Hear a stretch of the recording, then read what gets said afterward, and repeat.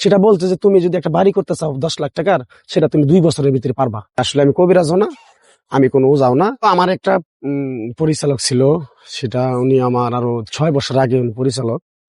ওনার একটা নাটকে একটা কবিরাজের একটা সম্ভব, তুই যদি মনে কর না পারস তাহলে তুই আর কেউ পারবো না, আমার ইউনিটি যারা আছে।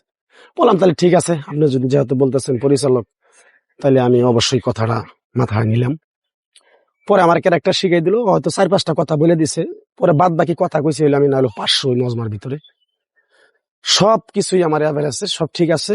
পরে ওখানে আমি বিষয়টা, ওনারা বলছে যে না তুমি যা কইছি তার চেয়ে বেশি করছো, তোমাকে আমার ধন্যবাদ।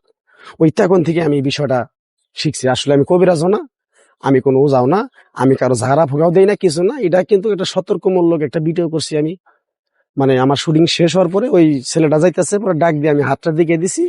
রাতের ভিতরে ভাইরাল হয়ে গেছে, অনেক টিভি চ্যানেলে অনেক বড় বড় স্টুডেন্ট থেকে, বড় বড় বিজনেস থেকে আমাকে নিয়ে তারা ব্যবহার করছে। এই মেসেজটা দেওয়ার কারণটা হলো, মানে আমাদের দেশে বাইরের দেশে বিভিন্ন জায়গায় এরকম আমাদের প্রতারণার ফাঁদে পড়তে হচ্ছে। যেমন আমি এই প্রতারণার ফাঁদে পড়ছিলাম। আমাকে একটা গাছের শিকড় দিছিল, যে গাছের শিকড়টা নিয়ে তুই একটা ব্যবহার করবি, তুই যে আশা আকাঙ্ক্ষা করবি, তোর আশা আকাঙ্ক্ষাটা আল্লাহ পূরণ করে দেবো আমার ওসিলায়।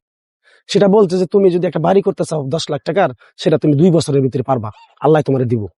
কিন্তু 2 বছর 20 বছর অপেক্ষা করছি, সেটা আমার সফলতা হয় নাই। সেটা আমার না, আরো 10 জনেরও হয় নাই। এখন বিষয়টা আমার মাইন্ডে লাগলো যে শালা আজকে আমার কাছ থেকে এইভাবে প্রতারণা করে টাকাটা নিয়ে গেল, তাহলে এটা তো আমার অনেক আমার মতো মানুষ হয়রানি হতে পারে। তাহলে আমি এই জিনিসটা উঠাই দিই, তুলিয়ে দিই, যেন ছড়িয়ে যায়, যেন কেউ এরকম বিভ্রান্তিতে না পড়ে। তার জন্য আমি ভিডিওটা করা। অভিনয় জগতে আমার একজন ওস্তাদ আছে, ওস্তাদ ছাড়া তো আর সার্গিত কোনো জায়গায় আসতে পারে না। সেটা যত বড় সেলিব্রিটি হোক, তার একটা না একটা হাত ধরার জায়গা থাকে। সেটা আমার ওস্তাদ আছে আমার এলাকারই। ওনার বাড়ি জামালপুর, আমার বাড়ি লালমনিরহাট, কিন্তু আমরা থাকি হলো ঢাকায়, গাজীপুরে, একসাথে পাশাপাশি বাসা। পরে উনি আমাকে মিডিয়াতে আনলো, আমরা কাজ করতেছি। পরে আমার ওস্তাদ কিন্তু এখন মিডিয়াতে নাই, উনি অন্য বিজনেস নিয়ে ব্যস্ত। পরে আমার ওস্তাদ একদিন একটা কথা বলছিল, যা পরে আমি দোয়া করে দিলাম, তুই যতদিন বাইসে আস মিডিয়াতে করে দিয়ে খাইতে পারবি। মিডিয়াতে নতুন আসি, তখন তো পরিবার আমাকে এগুলো সাপোর্ট করতো না, যে না এগুলো ভালো না, অমুক তমুক।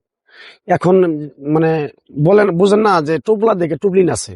এখন দিন শেষে যখন আমার ফ্যামিলিকে 5,000 4,000 টাকা হাতে বুঝিয়ে দিয়ে যে আমি আজকে 5,000 টাকা আনছি, তারা দেখে ব্যাকগ্রাউন্ডে খুঁজে যে টাকাটা কোথায় থেকে আনছি।